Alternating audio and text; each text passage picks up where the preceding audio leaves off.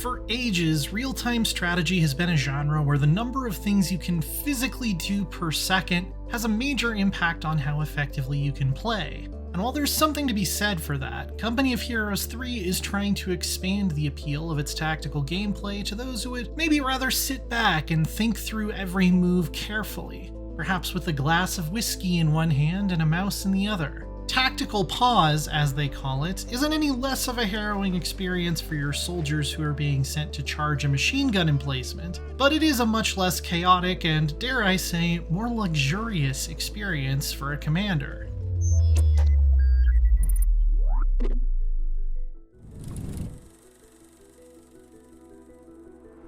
Pausing a single-player mission in Company of Heroes 3 will bring up an action queue for each of your units, which allows you to issue a series of sequential orders that will all be carried out when you unpause. So you could tell an infantry squad to run to cover, throw a grenade, and then continue advancing without missing a beat. Issuing a complex chain of orders to several units at once will see them march off like a well-conducted orchestra of destruction, making it possible to pull off some maneuvers that might only have been possible for an esports pro before.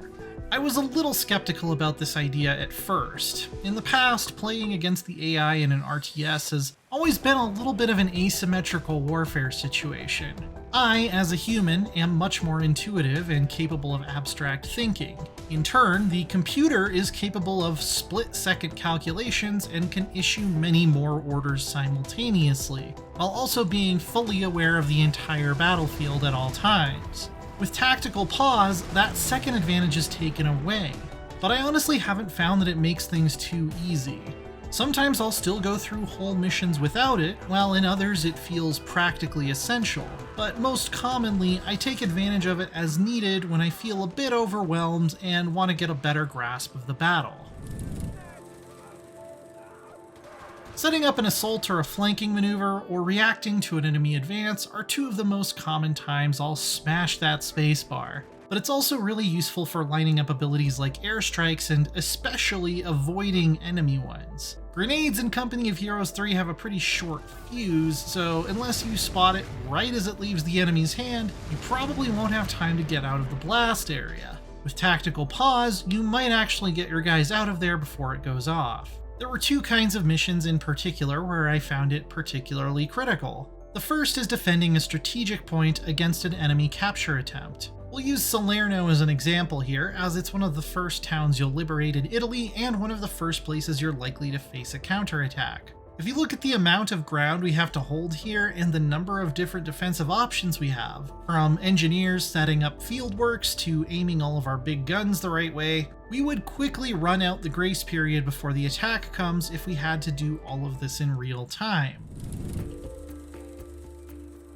With tactical pause though, there's so much we can get done before the assault hits us. I can make sure everyone knows what they're doing too. When I tried to play this mission without tactical pause, there were always some stragglers somewhere I'd forgotten to give orders to. It's just too much to reasonably keep track of. And as the enemy pushes forward, pausing can allow me to coordinate an orderly retreat, rather than just spam clicking to get everyone the hell out of there. The other mission where I found this feature to be a game changer was Tobruk, one of the largest and most complex battles in the North African campaign. Leading an assault as the Deutsche Afrika Corps, there are always several things going on across the large, wide-open battlefield once the action gets going. In past RTSs, my solution would have been to try to create one or two strong defensive points that I hopefully wouldn't have to babysit while pushing forward with my main attack group.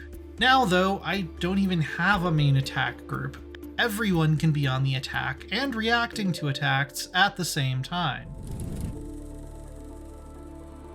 Tactical pause is being built as a way to ease new players into the RTS, and that's certainly one of the things it could do. But even as a veteran who has been playing this genre since before I learned my multiplication tables, I appreciate it as simply a different way to play a tactical World War II game.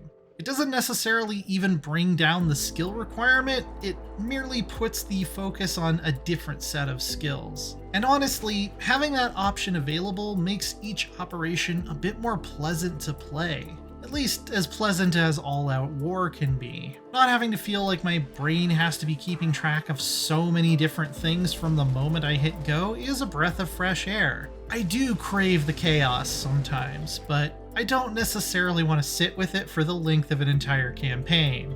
For more on how you can use tactical pause to get an edge, check out our North Africa mission reveal. And all this month, we're looking to bring you more on Company of Heroes 3 as part of IGN First, so keep it right here.